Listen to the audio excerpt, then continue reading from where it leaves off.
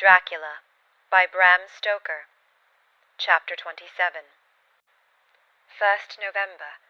All day long we have travelled, and at a good speed. The horses seem to know that they are being kindly treated, for they go willingly their full stage at best speed. We have now had so many changes, and find the same thing so constantly, that we are encouraged to think that the journey will be an easy one. Dr. Van Helsing is laconic. He tells the farmers that he is hurrying to Bistritz, and pays them well to make the exchange of horses. We get hot soup, or coffee, or tea, and off we go. It is a lovely country, full of beauties of all imaginable kinds, and the people are brave and strong and simple, and seem full of nice qualities. They are very, very superstitious. In the first house where we stopped, when the woman who served us saw the scar on my forehead, she crossed herself and put out 2 fingers towards me to keep off the evil eye. I believe they went to the trouble of putting an extra amount of garlic into our food, and I can't abide garlic. Ever since then I have taken care not to take off my hat or veil, and so have escaped their suspicions. We are travelling fast, and as we have no driver with us to carry tales, we go ahead of scandal. But I dare say that fear of the evil eye will follow hard behind us all the way. The professor seems tireless. All day he would not take any rest, though he made me sleep for a long spell. At sunset time he hypnotized me, and he says I answered as usual, darkness, lapping water, and creaking wood. So our enemy is still on the river. I am afraid to think of Jonathan, but somehow I have now no fear for him, or for myself. I write this whilst we wait in a farmhouse for the horses to be ready. Dr. Van Helsing is sleeping. Poor dear, he looks very tired and old and grey, but his mouth is set as firmly as a conqueror's. Even in his sleep he is intense with resolution. When we have well started, I must make him rest whilst I drive. I shall tell him that we have days before us, and he must not break down when most of all his strength will be needed. All is ready. We are off shortly. 2nd November, morning. I was successful, and we took turns driving all night. Now the day is on us, bright though cold. There is a strange heaviness in the air. I say heaviness for want of a better word. I mean that it oppresses us both. It is very cold, and only our warm furs keep us comfortable.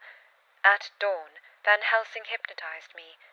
He says I answered, darkness, creaking wood, and roaring water. So the river is changing as they ascend. I do hope that my darling will not run any chance of danger more than need be, but we are in God's hands. 2nd November, night. All day long driving.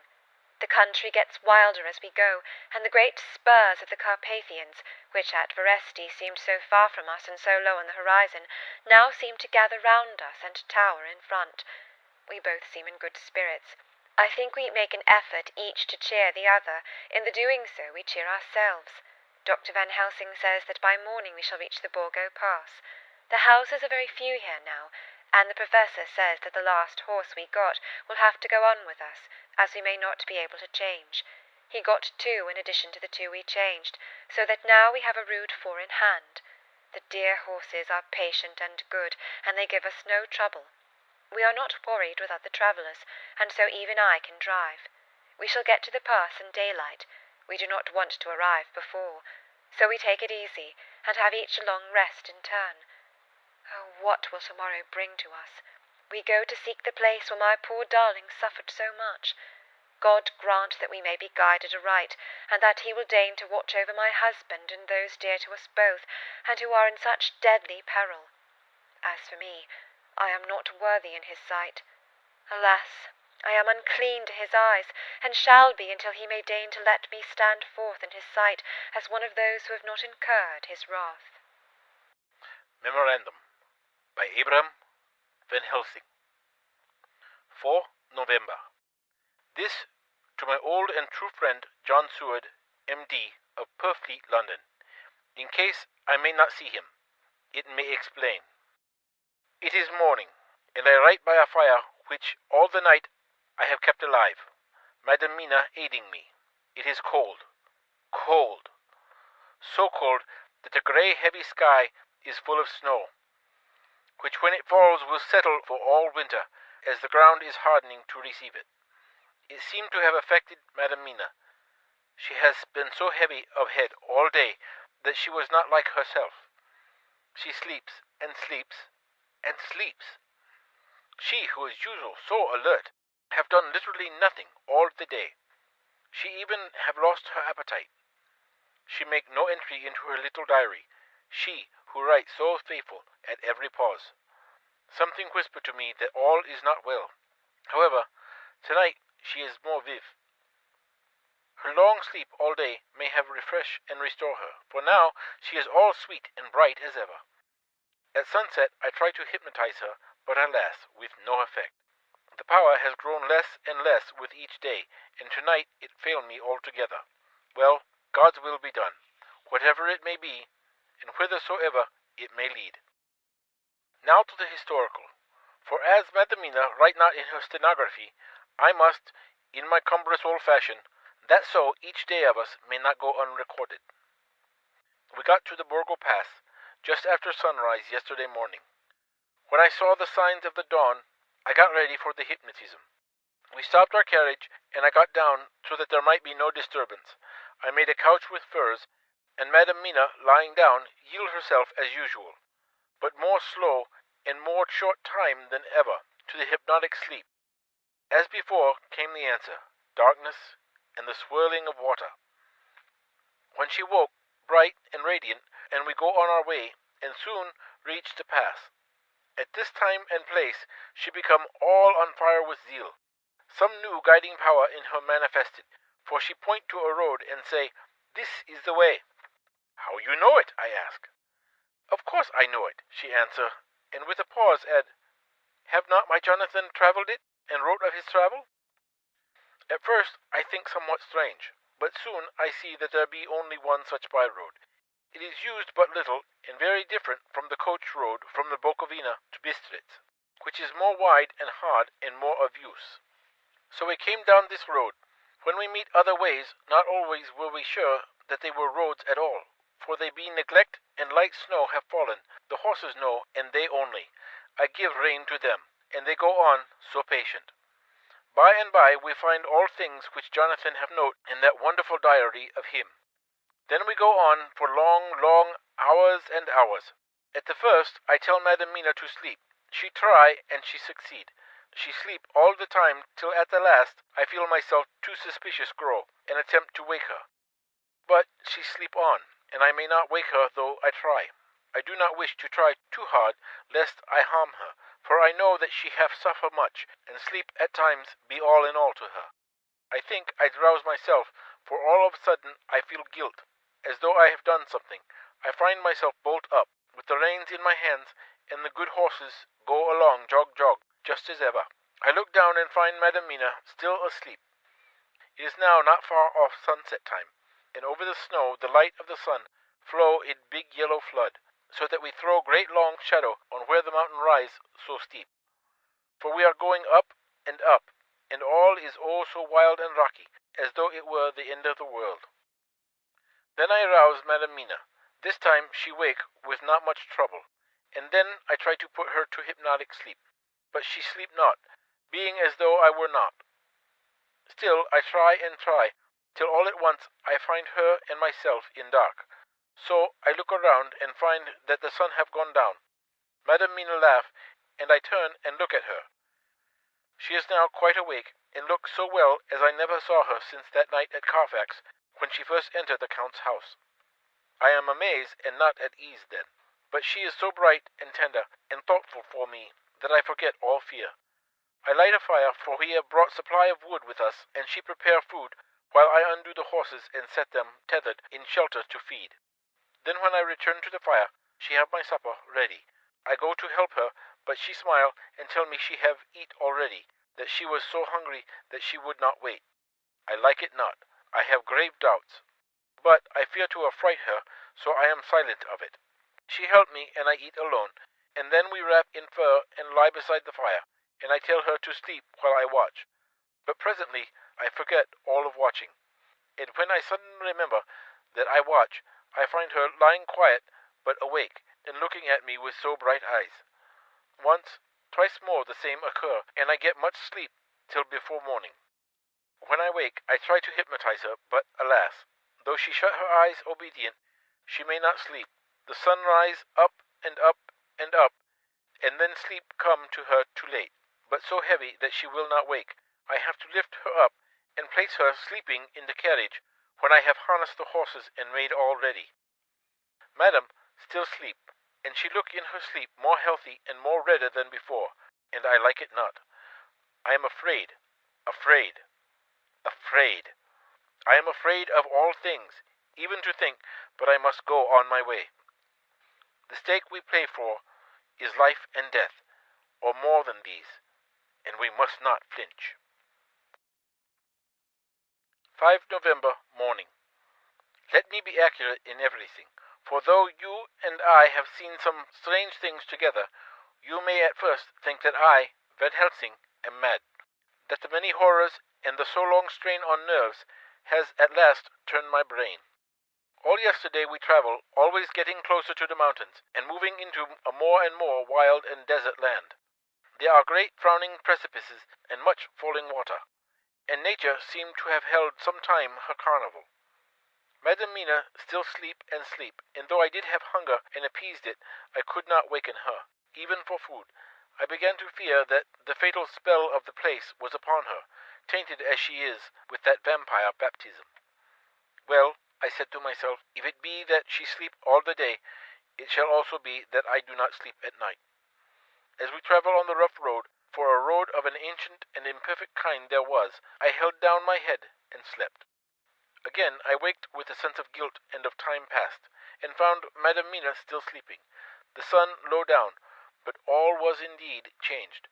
The frowning mountains seemed further away, and we were near the top of a steep rising hill, on summit of which was such a castle as Jonathan tell of in his diary. At once I exult and fear, for now, for good or ill, the end was near. I woke Madam Mina and tried again to hypnotize her, but alas, unavailing till too late. Then ere the great dark came upon us, for even after down sun, the heavens reflected the gone sun on the snow, and all was for a time a great twilight. I took out the horses and fed them in what shelter I could.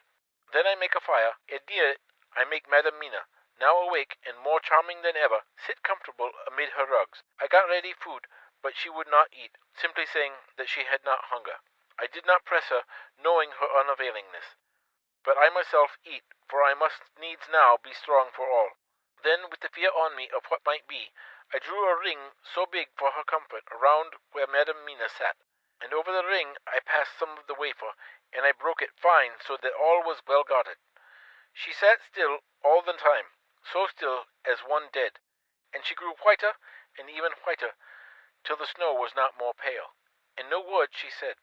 But when I drew near, she clung to me, and I could know that the poor soul shook her from head to feet with a tremor that was pain to feel.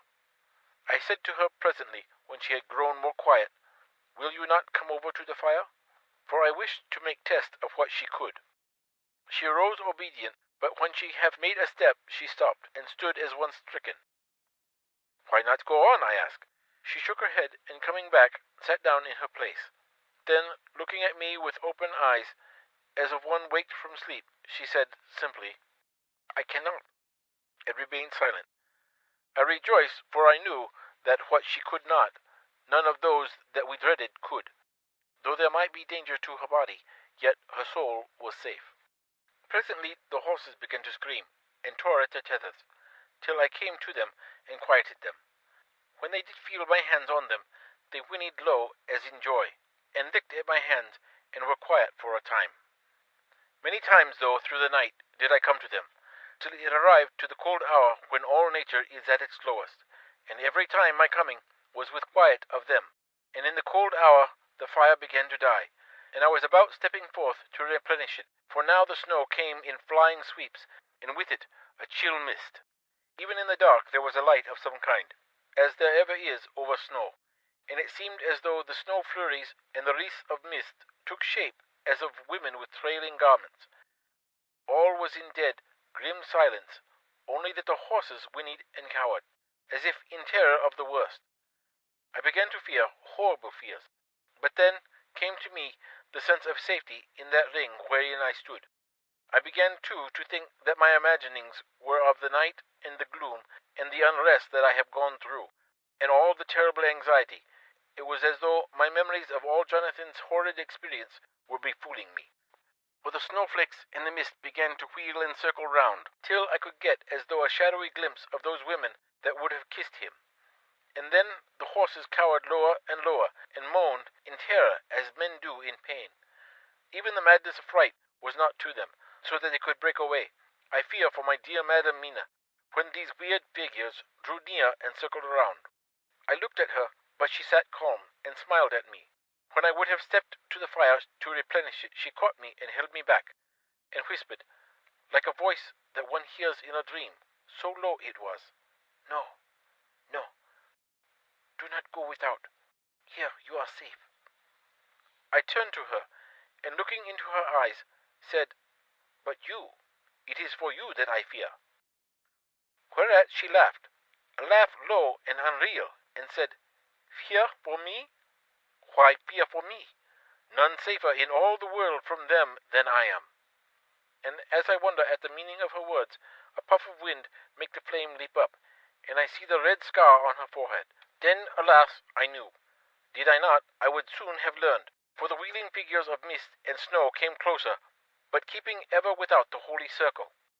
Then they began to materialize till, if God have not taken away my reason, for I saw it through my eyes, there were before me in actual flesh the same 3 women that Jonathan saw in the room when they would have kissed his throat. I knew the swaying round forms, the bright hard eyes, the white teeth, the ruddy color, the voluptuous lips. They smiled ever at poor Madam Mina, and as their laugh came through the silence of the night, they twined their arms and pointed to her, and said in those so sweet tingling tones that Jonathan said were of the intolerable sweetness of the water glasses, "Come, sister, come to us, come." In fear, I turned to my poor Madam Mina, and my heart with gladness leapt like flame. For oh, the terror in her sweet eyes, the repulsion, the horror told a story to my heart that was all of hope. God be thanked, she was not yet of them. I seized some of the firewood which was by me, and holding out some of the wafer, advanced on them towards the fire. They drew back before me, and laughed their low, horrid laugh. I fed the fire, and feared them not, for I knew that we were safe within the ring, which she could not leave no more than they could enter. The horses had ceased to moan, and lay still on the ground. The snow fell on them softly, and they grew whiter.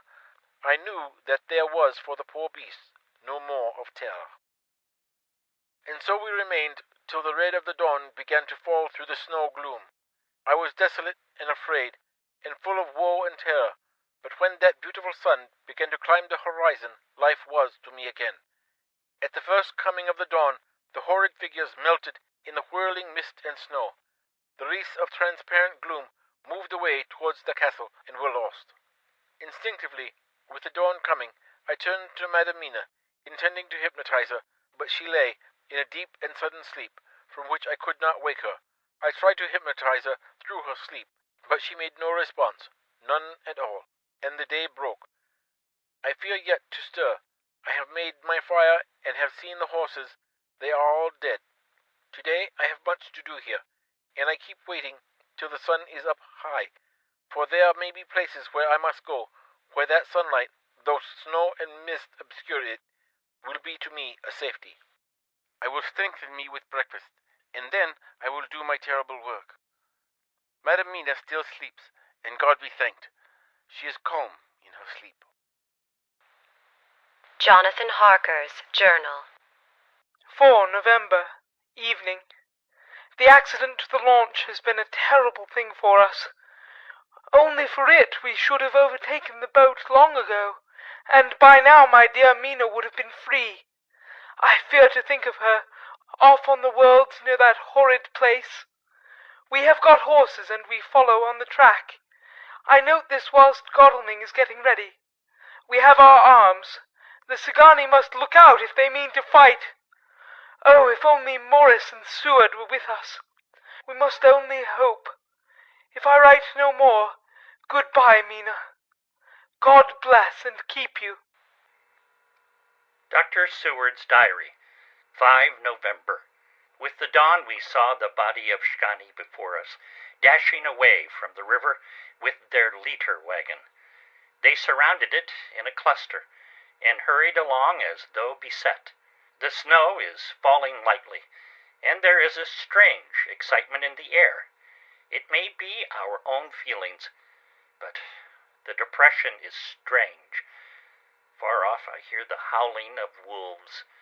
The snow brings them down from the mountains, and there are dangers to all of us, and from all sides. The horses are nearly ready, and we are soon off. We ride to death of someone. God alone knows who, or where, or what, or when, or how it may be. Dr. Van Helsing's Memorandum. 5 November afternoon. I am at least sane. Thank God for that mercy at all events, though the proving has been dreadful. When I left Madam Mina sleeping within the holy circle, I took my way to the castle. The blacksmith hammer which I took in the carriage from Vercity was useful. Though the doors were all open, I broke them off the rusty hinges, lest some ill intent or ill chance should close them, so that, being entered, I might not get out. Jonathan's bitter experience served me here. By memory of his diary, I found my way to the old chapel, for I knew that here my work lay. The air was oppressive. It seemed as if there was some sulphurous fume, which at times made me dizzy. Either there was a roaring in my ears, or I heard afar off the howl of wolves. Then I bethought me of my dear Madam Mina, and I was in terrible plight. The dilemma had me between his horns. Her I had not dared to take into this place, but left safe from the vampire in that holy circle. And yet even there would be the wolf. I resolved me that my work lay here, and that as to the wolves we must submit, if it were God's will. At any rate, it was only death and freedom beyond, so I did choose for her. Had it been but for myself, the choice had been easy. The maw of the wolf were better to rest in than the grave of the vampire. So I make my choice and go on with my work. I knew that there were at least 3 graves to find, graves that are in habit. So I search, and I find one of them. She lay in her vampire sleep, so full of life and voluptuous beauty that I shudder as though I have come to do murder. Ah, I doubt not that in old time, when such things were, many a man who set forth to do such a task as mine found at the last his heart fail him, and then his nerve.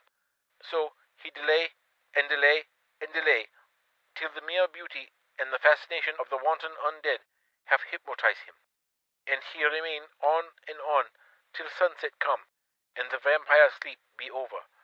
Then the beautiful eyes of the fair woman open and look love, and the voluptuous mouth present to a kiss, and the man is weak, and there remain one more victim in the vampire fold, one more to swell the grim and grisly ranks of the undead.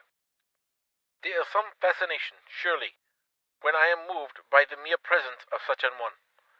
Even lying as she lay in a tomb, fetid with age and heavy with dust of centuries, though there be that horrid odor, such as the layers of the Count have had. Yes, I was moved. I, Van Helsing, with all my purpose, and with my motive for hate, I was moved to a yearning for delay, which seemed to paralyze my faculties, and to clog my very soul. It may have been that the need of natural sleep and the strange oppression of the air were beginning to overcome me. Certain it was that I was lapsing into sleep, the open-eyed sleep of one who yields to a sweet fascination, when there came to the snow-stilled air a long, low wail, so full of woe and pity that it woke me like the sound of a clarion, for it was the voice of my dear Madam Mina that I heard. Then I braced myself again to my horrid task, and found, by wrenching away tomb-tops, one other of the sisters, the other dark one.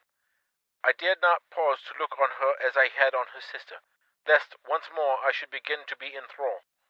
But I go on searching until presently I find in a high great tomb as if made to one much beloved, that other fair sister, which, like Jonathan, I had seen to gather herself out of the atoms of the mist.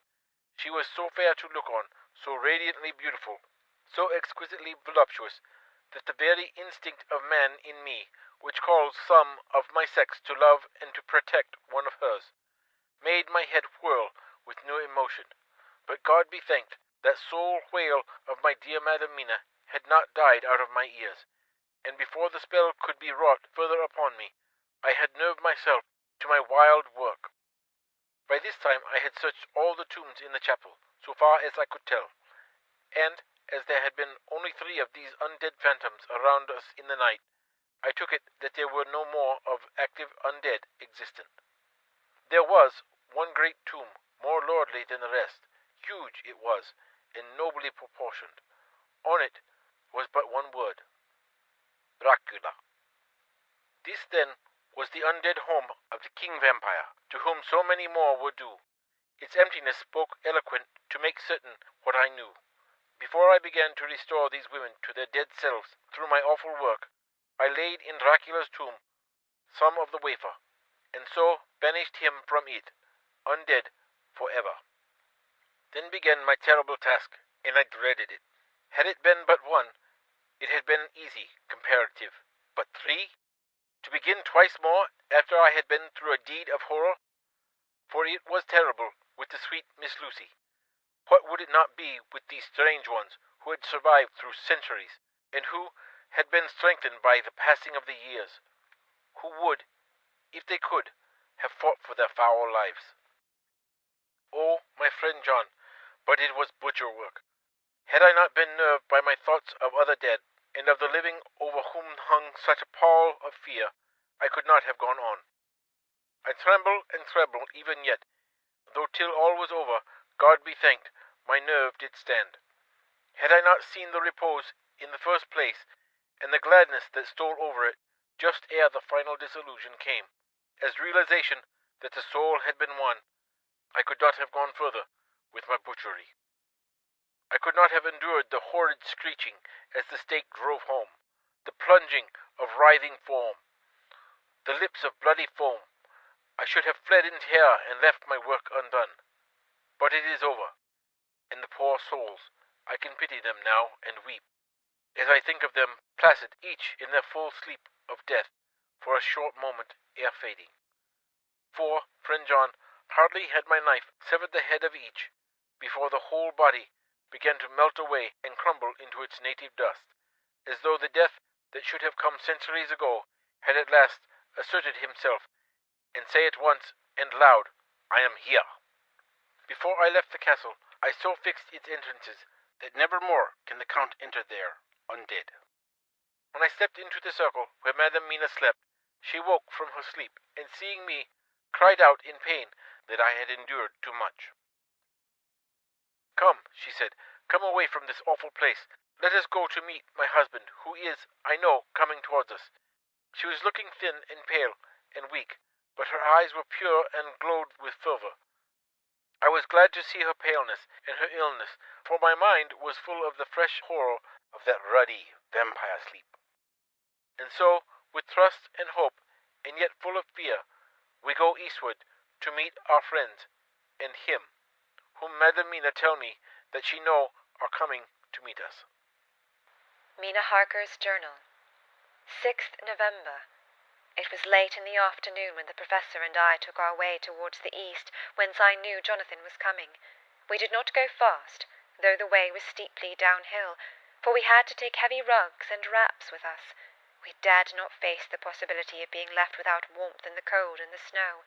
We had to take some of our provisions, too, for we were in a perfect desolation, and so far as we could see through the snowfall, there was not even the sign of habitation. When we had gone about a mile, I was tired with the heavy walking and sat down to rest. Then we looked back, and saw where the clear line of Dracula's castle cut the sky. For we were so deep under the hill whereon it was set, that the angle of perspective of the Carpathian mountains was far below it. We saw it in all its grandeur, perched 1,000 feet on the summit of a sheer precipice, and with seemingly a great gap between it and the steep of the adjacent mountain on any side. There was something wild and uncanny about the place. We could hear the distant howling of wolves. They were far off, but the sound, even though coming muffled through the deadening snowfall, was full of terror. I knew from the way Dr. Van Helsing was searching about that he was trying to seek some strategic point where we would be less exposed in case of attack. The rough roadway still led downwards. We could trace it through the drifted snow. In a little while the professor signalled to me, so I got up and joined him. He had found a wonderful spot, a sort of natural hollow in a rock, with an entrance like a doorway between two boulders. He took me by the hand and drew me in. "See," he said, "here you will be in shelter, and if the wolves do come, I can meet them one by one." He brought in our furs, and made a snug nest for me, and got out some provisions and forced them upon me. But I could not eat. To even try to do so was repulsive to me, and much as I would have liked to please him, I could not bring myself to the attempt. He looked very sad, but did not reproach me. Taking his field glasses from the case, he stood on the top of the rock and began to search the horizon. Suddenly he called out, "Look, Madam Mina, look, look!" I sprang up and stood beside him on the rock. He handed me his glasses and pointed. The snow was now falling more heavily, and swirled about fiercely, for a high wind was beginning to blow. However, there were times when there were pauses between the snow flurries, and I could see a long way round. From the height where we were it was possible to see a great distance, and far off, beyond the white waste of snow, I could see the river lying like a black ribbon in kinks and curls as it wound its way. Straight in front of us, and not far off, in fact so near that I wondered we had not noticed before, came a group of mounted men hurrying along. In the midst of them was a cart, a long lighter wagon which swept from side to side, like a dog's tail wagging, with each stern inequality of the road. Outlined against the snow as they were, I could see from the men's clothes that they were peasants or gypsies of some kind. On the cart was a great square chest. My heart leapt as I saw it, for I could feel that the end was coming. The evening was now drawing close, and well I knew that at sunset the thing, which was till then imprisoned there, would take new freedom, and could in any of the many forms elude pursuit. In fear I turned to the professor. To my consternation, however, he was not there. An instant later I saw him below me. Round the rock he had drawn a circle, such as we had found shelter in last night. When he had completed it, he stood beside me again, saying, "At least here you shall be safe from him." He took the glasses from me, and at the next lull of the snow swept the whole space below us. "See," he said, "they come quickly. They are flogging the horses, and galloping as hard as they can." He paused, and went on in a hollow voice, "They are racing for the sunset. We may be too late. God's will be done." Down came another blinding rush of driving snow, and the whole landscape was blotted out. It soon passed, however, and once more his glasses were fixed on the plain. Then came a sudden cry. "Look, look, look! See, 2 horsemen follow fast, coming up from the south. It must be Quincy and John. Take the glass. Look before the snow blots it all out." I took it and looked. The 2 men might be Dr. Seward and Mr. Morris. I knew at all events that neither of them was Jonathan. At the same time I knew that Jonathan was not far off. Looking around, I saw on the north side of the coming party 2 other men, riding at breakneck speed. One of them I knew was Jonathan, and the other I took, of course, to be Lord Godalming. They, too, were pursuing the party with the cart. When I told the professor, he shouted in glee like a schoolboy, and after looking intently till the snowfall made sight impossible, he laid his Winchester rifle ready for use against the boulder at the opening of our shelter. "They are all converging," he said. "When the time comes we shall have gypsies on all sides." I got out my revolver ready to hand, for whilst we were speaking the howling of wolves came louder and closer. When the snowstorm abated a moment we looked again. It was strange to see the snow falling in such heavy flakes close to us, and beyond, the sun shining more and more brightly as it sank down towards the far mountain tops. Sweeping the glass all around us, I could see here and there dots moving singly and in 2s and 3s in larger numbers. The wolves were gathering for their prey. Every instant seemed an age whilst we waited. The wind came now in fierce bursts, and the snow was driven with fury as it swept upon us in circling eddies. At times we could not see an arm's length before us, but at others, as the hollow-sounding wind swept by us, it seemed to clear the air-space around us so that we could see afar off. We had of late been so accustomed to watch for sunrise and sunset that we knew with fair accuracy when it would be. and we knew that before long the sun would set. It was hard to believe that by our watches it was less than an hour that we waited in that rocky shelter before the various bodies began to converge close upon us. The wind came now with fiercer and more bitter sweeps, and more steadily from the north. It seemingly had driven the snow clouds from us, for with only occasional bursts the snow fell. We could distinguish clearly the individuals of each party, the pursued and the pursuers. Strangely enough, those pursued did not seem to realize, or at least to care, that they were pursued. They seemed, however, to hasten with redoubled speed as the sun dropped lower and lower on the mountain tops. Closer and closer they drew. The professor and I crouched down behind our rock and held our weapons ready. I could see that he was determined that they should not pass. One and all were quite unaware of our presence. All at once, two voices shouted out to "Halt!" One was my Jonathan's, raised in a high key of passion. The other, Mr. Morris's strong, resolute tone of quiet command. The gypsies may not have known the language, but there was no mistaking the tone, in whatever tongue the words were spoken. Instinctively they reined in, and at the instant Lord Godalming and Jonathan dashed up at one side, and Dr. Seward and Mr. Morris on the other. The leader of the gypsies, a splendid-looking fellow who sat his horse like a centaur, waved them back, and in a fierce voice gave to his companions some word to proceed. They lashed the horses, which sprang forward, but the four men raised their Winchester rifles, and in an unmistakable way commanded them to stop. At the same moment, Dr. Van Helsing and I rose behind the rock and pointed our weapons at them. Seeing that they were surrounded, the men tightened their reins and drew up.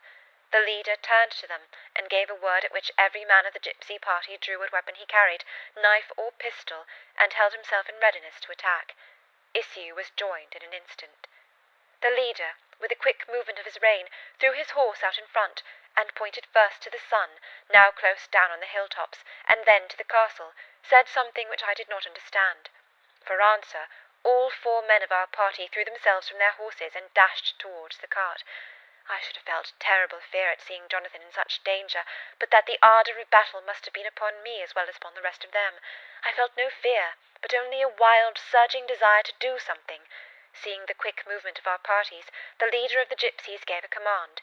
His men instantly formed round the cart in a sort of undisciplined endeavour, each one shouldering and pushing the other in his eagerness to carry out the order. In the midst of this, I could see that Jonathan on one side of the ring of men, and Quincy on the other, were forcing a way to the cart. It was evident that they were bent on finishing their task before the sun should set. Nothing seemed to stop, or even to hinder them. Neither the levelled weapons, nor the flashing knives of the gypsies in front, nor the howling of the wolves behind, appeared to even attract their attention. Jonathan's impetuosity, and the manifest singleness of his purpose, seemed to overawe those in front of him. Instinctively they cowered aside and let him pass. In an instant he had jumped upon the cart, and with a strength which seemed incredible, raised the great box, and flung it over the wheel to the ground. In the meantime, Mr. Morris had had to use force to pass through his side of the ring of Sagny. All the time I had been breathlessly watching Jonathan, I had, with the tail of my eye, seen him pressing desperately forward, and had seen the knives of the gypsies flash as he won a way through them, and they cut at him. He had parried with his great bowie knife, and at first I thought that he too had come through in safety. But as he sprang beside Jonathan, who had by now jumped from the cart, I could see that with his left hand he was clutching at his side, and that the blood was spurting through his fingers. He did not delay, notwithstanding this, for as Jonathan with desperate energy attacked one under the chest, attempting to prise off the lid with his great kukri knife, he attacked the other frantically with his bowie. Under the efforts of both men the lid began to yield. The nails drew with a screeching sound, and the top of the box was thrown back. By this time the gypsies, seeing themselves covered by the Winchesters, and at the mercy of Lord Godalming and Dr. Seward, had given in and made no further resistance. The sun was almost down on the mountain tops, and the shadows of the whole group fell upon the snow. I saw the Count lying within the box upon the earth, some of which the rude falling from the cart had scattered over him. He was deathly pale, just like a waxen image, and the red eyes glared with the horrible vindictive look which I knew so well. As I looked, the eyes saw the sinking sun, and the look of hate in them turned to triumph. But on the instant came the sweep and flash of Jonathan's great knife. I shrieked as I saw it shear through the throat, whilst at the same moment Mr. Morris's bowie knife plunged into the heart. It was like a miracle, but before our very eyes, and almost in the drawing of a breath, the whole body crumbled into dust, and passed from our sight. I shall be glad as long as I live that even in that moment of final dissolution there was in the face a look of peace such as I never could have imagined might have rested there. The castle of Dracula now stood out against the red sky, and every stone of its broken battlements was articulated against the light of the setting sun. The gypsies, taking us as in some way the cause of the extraordinary disappearance of the dead man, turned without a word and rode away as if for their lives. Those who were unmounted jumped upon the lighter wagon and shouted to the horsemen not to desert them. The wolves, which had withdrawn to a safe distance, followed in their wake, leaving us alone. Mr. Morris, who had sunk to the ground, leaned on his elbow, holding his hand pressed to his side. The blood still gushed through his fingers. I flew to him, for the holy circle did not now keep me back, so did the two doctors. Jonathan knelt behind him, and the wounded man laid back his head on his shoulder. With a sigh he took, with a feeble effort, my hand in that of his own, which was unstained. He must have seen the anguish of my heart in his face, for he smiled at me and said, "I am only too happy to have been of service.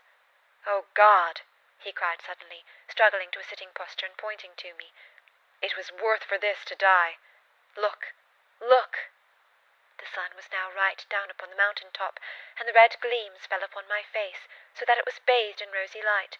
With one impulse the men sank on their knees, and a deep and earnest "Amen" broke from all as their eyes followed the pointing of his finger. The dying man spoke. "Now God be thanked that all has not been in vain. See, the snow is not more stainless than her forehead. The curse has passed away." And, to our bitter grief, with a smile and in silence, he died, a gallant gentleman. Note: 7 years ago we all went through the flames, and the happiness of some of us since then is, we think, well worth the pain we endured. It is an added joy to Mina and to me that our boy's birthday is the same day as that on which Quincy Morris died. His mother holds, I know, the secret belief that some of our brave friend's spirit has passed into him. His bundle of names links all our little band of men together, but we call him Quincy. In the summer of this year we made a journey to Transylvania, and went over the old ground which was, and is, to us, so full of vivid and terrible memories. It was almost impossible to believe that the things which we had seen with our own eyes and heard with our own ears were living truths. Each trace of all that had been was blotted out. The castle stood as before, reared high above a waste of desolation. When we got home, we were talking of the old time, which we could all look back on without despair, for Godalming and Seward are both happily married. I took the papers from the safe where they had been ever since our return so long ago. We were struck with the fact that, in all the mass of material of which the record is composed, there is hardly one authentic document, nothing but a mass of typewriting, except the later notebooks of Mina and Seward and myself, and Van Helsing's memorandum. We could hardly ask anyone, even did we wish to accept these as proofs of so wild a story. Van Helsing summed it all up as he said, with our boy on his knee, "We want no proofs. We ask none to believe us. This boy will some day know what a brave and gallant woman his mother is. Already he knows her sweetness and loving care. Later on he will understand how some men so loved her that they did dare much for her sake." Jonathan Harker. End of chapter 27. End of Dracula by Bram Stoker.